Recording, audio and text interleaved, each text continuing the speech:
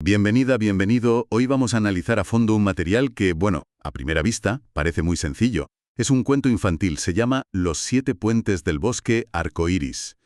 La trama en principio es simple. Un niño, Santi, que tiene que salvar un bosque mágico. Y para ello tiene que aprender 7 oficios que se han olvidado. Pero claro, esa sencillez es solo aparente. En realidad es una alegoría increíblemente bien pensada sobre qué significa construir una vida sólida, una vida con sentido, en un mundo que parece que nos empuja a olvidar justo eso. Totalmente. Y esa es un poco la misión de nuestro análisis de hoy. No queremos simplemente, repasar los 7 oficios como si fuesen una lista. Claro. Queremos entender la lógica que hay detrás. El cuento los presenta en un orden muy específico, y la pregunta que nos va a guiar es ¿por qué ese orden? O sea, es una especie de mapa, una jerarquía de resiliencia, que va de lo más físico a lo más profundo. Es una pregunta excelente, porque es que el orden es la clave de todo. La historia arranca cuando el triceratops de juguete de Santi, Terencio, de repente cobra vida. Ajá. Y le avisa de que los 7 puentes del bosque se están cayendo. ¿Y por qué? Porque nadie recuerda ya cómo mantenerlos. Así que la misión de Santi es aprender a reconstruirlos. Una misión que es, en el fondo, un viaje de descubrimiento. Así que, si te parece, empecemos por los cimientos de ese viaje. Los 3 primeros oficios: constructor, agricultor y cocinero. La base, vamos. Exacto. Es que no se puede empezar por otro sitio. El primer puente, el del constructor, está a punto de venirse abajo. Y su guardián, don Castor, está deprimido. Ha olvidado cómo usar sus propias manos. Y aquí aparece un personaje que se va a repetir, que es la voz del cinismo. Un tejón que dice, ¿para qué construir si las máquinas ya lo hacen todo? Y, a ver, seamos sinceros, es un argumento que resuena mucho hoy, ¿no? ¿Para qué molestarse? Desde luego que resuena. Pero la respuesta del cuento es muy sabia. Terencio, que es como el dinosaurio guía, le dice a Santi que crear con las manos no va solo de tener algo al final, va de conectar con el mundo. Claro. Santi se clava astillas, se frustra, sus primeros intentos son un desastre, pero al final lo consigue. Y la moraleja de don Castor es potentísima. Dice, quien no construye con sus manos, nunca sabrá cómo sostener sus sueños. Vaya. Y no se refiere a una casa, se refiere a un proyecto de vida. Es la capacidad de darle forma a tu propia realidad. Vale, tienes un techo. Has dado forma a tu entorno. Lo siguiente, por lógica, es el sustento. Y ahí llegamos al puente del agricultor, con doña Ardilla llorando sobre un campo que está seco. Y con otro cínico, claro. Esta vez es un cuervo que le dice, ¿para qué plantar si puedo comprar nueces en el súper? Otra vez el argumento del siglo XXI. La eficiencia ante todo. Sí, pero el cuento le da una vuelta genial. Santi prueba esas nueces compradas y están vacías por dentro. Son una apariencia de alimento, no son alimento de verdad. Y es justo entonces cuando aparecen unos personajes que me fascinan, las pirañas sabias del río. ¡Ja! Sí, es una elección de animal rarísima, ¿verdad? Normalmente son un símbolo de destrucción, no de sabiduría. Es una elección brillante, yo creo. Representan la sabiduría de la naturaleza, que a veces parece cruda o peligrosa, pero que es honesta. Y su primera lección para Santi es una única palabra: paciencia. Paciencia. Sí. Le dicen que el valor no está en la nuez, sino en el proceso, en cuidarla, en verla crecer. La alegría, como el alimento, también se cosecha. No se puede comprar. Me encanta esa idea. La paciencia del agricultor es la que llena de contenido lo que ha creado el constructor. Pero falta un paso. Tienes un refugio y tienes ingredientes crudos. Falta la transformación. Y ahí llegamos al tercer puente, el del cocinero, que tiene una descripción, brutal. Dice que olía a nada. Es desolador. Totalmente. El señor Conejo se lamenta de que ya solo se calientan cosas. Y el cuervo, cómo no, defiende la comida preparada. Pero el cuento insiste, esa comida no tiene amor, no nutre el alma. Claro. Y las pirañas le dan a Santi la tercera lección. Cocinar es transformar, dale bondad a cada receta. Y lo que construye no es solo un puente de pan y miel. El cuento dice que recupera el calor del hogar y el sabor de vivir. Vale, si unimos estos tres, ya se empieza a ver el patrón del que hablabas. Totalmente. No son tres habilidades sueltas, son un sistema. No puedes ser un buen cocinero si no entiendes la paciencia del agricultor.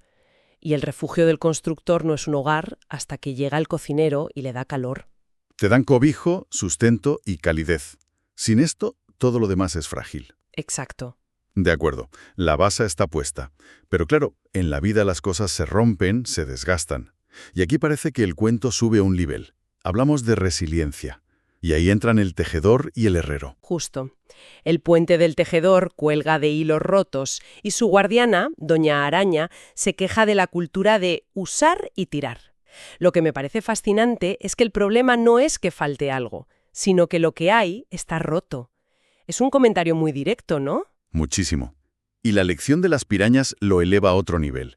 No te dice coser es útil, te dice tejer es unir. Une hilos, une corazones. De repente, no hablamos de una manta, hablamos de reparar lazos, de surcir una comunidad. Es un salto cualitativo enorme. El cuento nos dice que quien no sabe tejer, en este sentido más amplio, vive entre cosas rotas sin poder repararlas. Y no habla de calcetines, ¿eh? Habla de amistades, de confianza. Vale, me gusta. Pasamos de lo físico a lo social. Pero, ¿y lo que no es blando y flexible? O sea, ¿qué pasa con los problemas duros, que se resisten? Para eso supongo que necesitamos al herrero. Ahí lo tienes. El quinto puente es de metal oxidado lleno de herramientas rotas. Y el cuervo vuelve con su argumento quizá el más potente. ¿Para qué forjar si hay ferreterías? Y sinceramente, este es el más difícil de rebatir en nuestro mundo. Es verdad. ¿No es una lección un poco, no sé, anticuada? ¿Nostálgica? Podría parecerlo, pero creo que el enfoque es muy inteligente. La clave no es la herramienta en sí, es lo que le dicen las pirañas. Forjar es tener voluntad. El metal se resiste, pero tu intención lo moldea. Ah, vale. El oficio del herrero es una metáfora de la fortaleza interior, de la capacidad de coger algo duro, un problema, un obstáculo, y darle una forma útil con tu propia voluntad. Es la capacidad de dar forma a las herramientas de tu destino, como dice el cuento. Exactamente. Se trata de la autosuficiencia interna. La ferretería es una solución externa. Pero, ¿y si falla el sistema? El cuento sugiere que la resiliencia de verdad es ser capaz de crear tus propias soluciones. Tejer y forjar juntos son la capacidad de reparar tu mundo, lo blando y lo duro. Muy bien, y esto nos lleva a los dos últimos puentes. Y aquí el cuento da un giro radical. Nos alejamos ya de las habilidades manuales. El puente del curandero está cubierto de niebla, el del maestro es invisible. Entramos en un terreno mucho más abstracto. Sin duda, este es el nivel más alto. Ya no va de sobrevivir o de reparar, va de trascender. Doña Lechuza, en el puente del curandero, se lamenta de que solo buscan pastillas mágicas y han olvidado cómo curar, con las manos y las plantas. El cuento hace una distinción clave. Las pastillas no sanan los dolores del alma.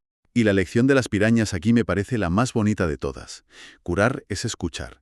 El cuerpo habla si sabes oír. Es de una profundidad asombrosa para un cuento infantil. Define la curación no como un acto químico, sino como un acto de empatía, de prestar atención. En un mundo saturado de ruido, la capacidad de escuchar de verdad a otra persona, a tu propio cuerpo, se presenta como el arte curativo supremo. Restaurar la armonía. Justo. Y esa armonía interna nos prepara para el último paso, el puente final, que es invisible, el oficio de ser maestro. Y el sabio búho blanco plantea la pregunta definitiva. ¿De qué sirve todo lo que has aprendido si no lo enseñas? Y aquí el cuervo lanza su último dardo, el más venenoso, que cada quien aprenda solo. Es la ideología del individualismo radical. Y el resultado es desolador. El bosque se queda en silencio absoluto. El conocimiento aislado no genera vida. Hasta que llegan las pirañas con su mensaje final, el que lo une todo. Enseñar es la verdad, belleza y bondad unidas. Compartir es multiplicar la luz. Es que este es el pegamento de todo. Los 6 oficios anteriores pueden hacer a un individuo increíblemente resiliente, pero el séptimo, enseñar, es el que crea una cultura resiliente. Es el que asegura que la sabiduría no muera con la persona. Por eso el séptimo puente no lo construye Santi solo. Lo construye enseñando a los demás. Y de repente todos los animales construyen, siembran y cocinan juntos. El puente que aparece no es de madera, es un arcoíris sólido. Exacto. Es un puente hecho de comunidad. El conocimiento compartido es lo que crea el puente más fuerte de todos. Por eso es el último y el más importante. Al final, Santi despierta. Ha sido un sueño, pero baja a la cocina y ve una escena que le demuestra que no era una fantasía. Su familia está encarnando los 7 oficios sin darse cuenta. ¿Sí? El abuelo talla madera, es el constructor. La abuela amasa pan, cocinera. El padre arregla herramientas, herrero. El tío cuida las plantas, agricultor. La tía teje y su madre lee un libro, preparándose para enseñar. Es la maestra. El sueño no era una fuga de la realidad, era una revelación sobre la estructura de una vida funcional. Y la conclusión de Santi es la moraleja de toda la obra. Si olvido uno, mi vida hará crisis. Claro. No se trata de elegir una profesión, sino de integrar un ecosistema de habilidades, manuales, emocionales y sobre todo comunitarias. Así que, volviendo a nuestra pregunta del principio, el orden tiene todo el sentido del mundo. Es una progresión. Primero aseguras tu existencia física, luego desarrollas la resiliencia para afrontar problemas y finalmente trasciendes para conectar y perpetuar la comunidad. Un mapa completo. Un mapa para la autosuficiencia integral, ¿sí? Construir tus sueños, nutrir tu alegría, dar sabor a tu vida, reparar tus vínculos, forjar tu voluntad, escuchar tu dolor y finalmente compartir tu luz. Los 7 pilares. El cuento nos deja con esa estructura, esos 7 pilares que sostienen un mundo. Pero el mundo cambia. Y eso nos lleva a una última pregunta para reflexionar, una que el cuento deja abierta. Si tuviéramos que añadir un octavo puente para nuestro mundo actual, un octavo oficio esencial que estemos en peligro crítico de olvidar, ¿cuál sería?